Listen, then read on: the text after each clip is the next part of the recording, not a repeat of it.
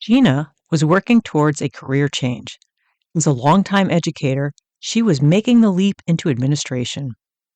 As part of her degree requirements, she had to finish her research project. Her deadline was a few months away.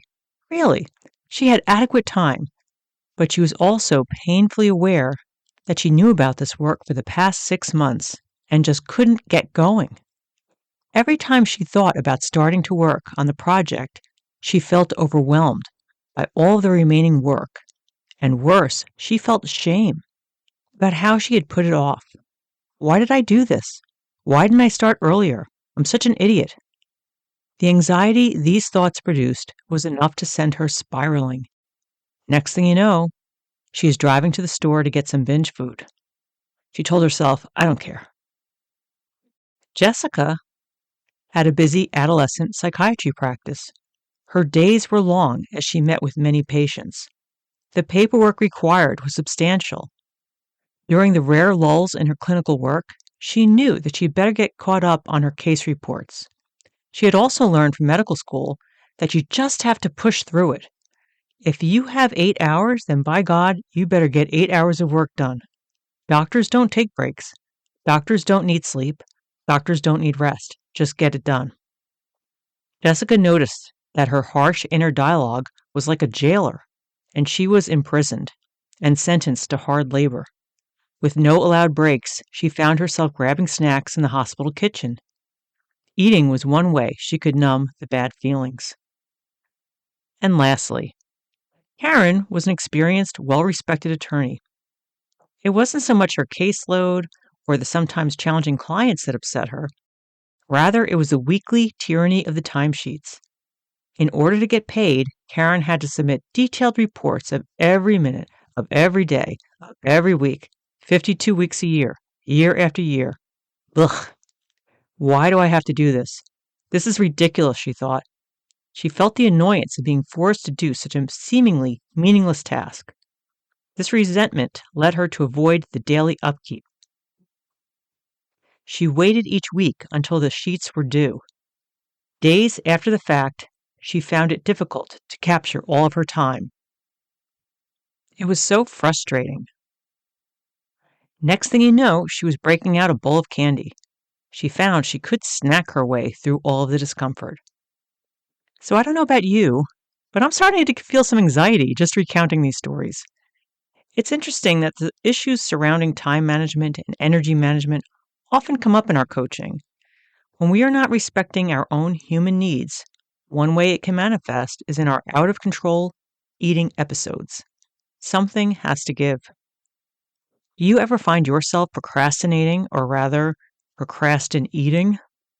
Some sort of anxiety-producing task is hanging over your head, and the next thing you know, you're staring into the pantry. Let's unpack this in today's episode. This is the Breaking Up with Binge Eating podcast, where every listen moves you one step closer to complete food freedom. Hosted by me, Georgie Fear, and my co-coach, Mary Claire Brescia. One of the first challenges when it comes to avoiding work and procrastinating is the difficulty getting started. David Kane, in his blog on raptitude.com, describes it as, the problem starts when you know what you need to do, but you balk on doing it. It grows in that space between the knowing and the doing. The anxiety, shame, and fear associated with the task rise as long as you live in that space. Nothing else happens in this phase except for your own suffering and aging. We call it the unproductive phase. The longer this phase goes on, the more anxiety it generates, and the harder the task itself appears to be. At some point, often spurred by a crisis of some kind, you start actually to do the thing you're supposed to do. It's here where the anxiety usually spikes. You are entering the productive phase, where failure, embarrassment, and the discovery of your own incompetence go from being future-dwelling specters to real-time dangers. That's why procrastinators avoid ever getting to this part. But it doesn't last long. You begin to realize that the task, like all tasks you will ever need to do, is finite and consists only of small, ordinary actions, like Googling things, talking to people, reading, writing, sketching, printing, and cleaning up. The task begins to look patently doable. Your sense of capability swells, and the fear recedes. This phase takes less and less willpower and courage as it goes on, until the task is in your past and the life cycle ends. I'm sure we can all relate to this. When we contemplate doing our taxes or writing a podcast script, true story, the anxiety is all front-loaded. We just need to start. So how do we do it? David also shares his strategy called the Right Now list. He says, whenever I'm anything less than completely enthusiastic about getting to work, which is almost always, I put a square yellow sticky note in the corner of my desk and write RNL at the top. This stands for Right Now List. A Right Now list is a short list of the first 2 or 3 things I need to do right now, not eventually, but at the absolute beginning of the task I'm currently trying or hoping to do. The key is that the items on the Right Now list are so tiny and easy that even a masterful procrastinator won't talk himself out of doing them. Things like open Microsoft Word, find the document I was working on yesterday, and number 3, scroll down to where I left off. These tasks are too easy to trigger the procrastinator's mind's usual objections. That familiar weaselly inner voice that goes, so, do I truly need to do this right now? RNL tasks are such easy and immediate wins that it's more tempting to do them than to make sheepish arguments to yourself about why you should do them later. This is genius. Find more of David's work on being a better human at raptitude.com. I'm a big fan. On a personal note, last month I was trying to complete an online course and take the final test to get my course credit, and the noise in my head was deafening. Why didn't you finish this last month? You could have gotten this done before we went away on vacation. Now we're back and you don't even remember the stuff from beforehand. What if I don't pass the test? What if I screw this up? What a waste of money. With thoughts like these, it's no wonder that I found myself avoiding the entire enterprise.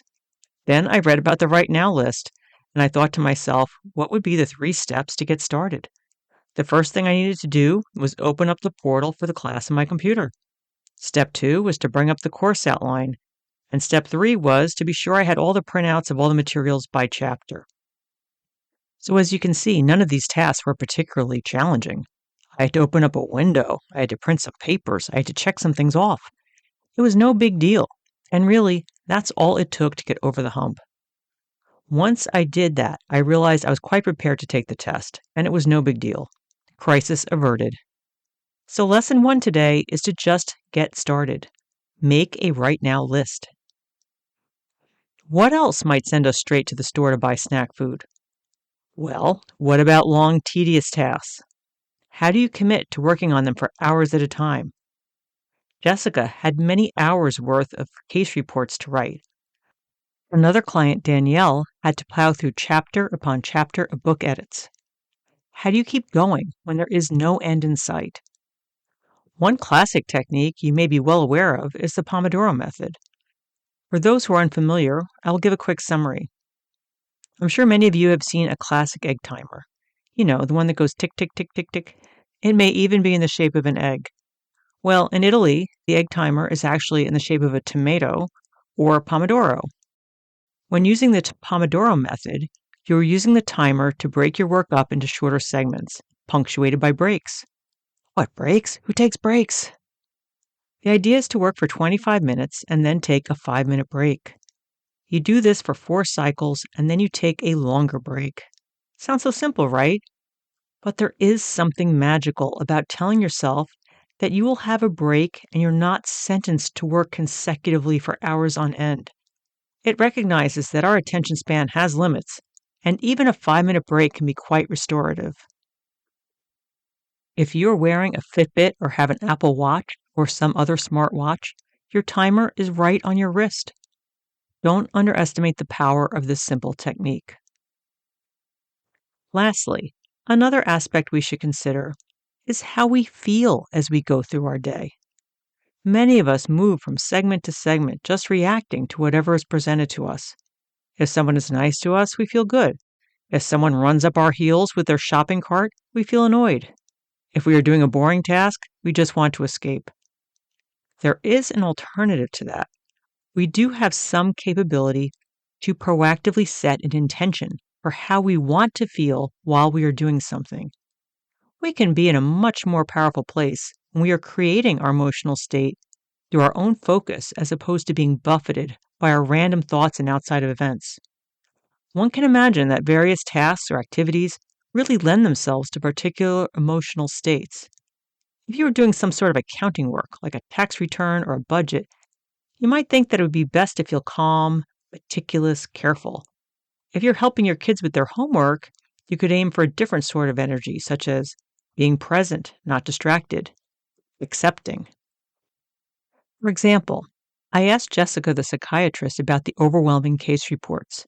Were they important? Did they matter? As I watched her ponder this question, her whole posture changed. She sat up straight. She looked me right in the eyes and told me, yes, these reports were the foundation for the work going forward to fully support this patient. I said, what would you like these reports to represent? She said that she wanted the patient to feel like they were fully seen, that they were understood, that the report captured all of that. So it sounded to me that this report, which could have been viewed as an annoying administrative task, was really an act of love and caring. Working on them could be an inspired effort. You see, if we can tie our work to our personal sense of purpose, the work itself comes from a good place. It's less onerous and perhaps even less tiring. She wouldn't be conflicted while she was writing the reports. She could, in fact, feel good about her work. And if you allow yourself to actually feel good about what you're doing, the allure of the hospital kitchen will be far less. Brendan Burchard, in his book, High Performance Habits, talks about this very practice.